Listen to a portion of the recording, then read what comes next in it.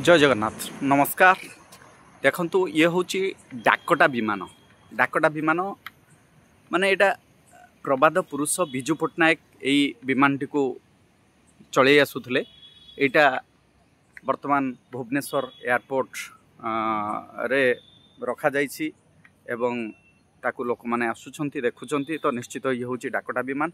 यही विमान को प्रबाद पुरुष बिजू पट्टनायक आमर द्वितीय विश्वयुद्ध स्वाधीनता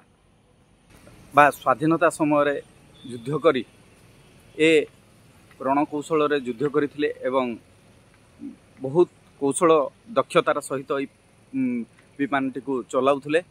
तो एटा होछि से डाकटा विमान आपण माने देखि पारुछंती वर्तमान भुवनेश्वर रे अछि।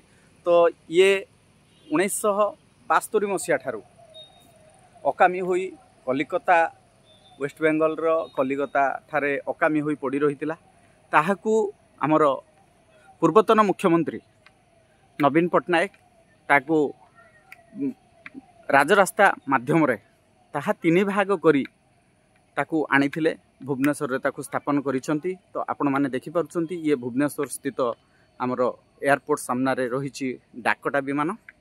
एको बिजू पट्टनायक चलाउथिले बहुत सुंदर भाव रे रणकौशल चलाउथिले। देखि पारुछंती देखंतु ये डाकटा विमान।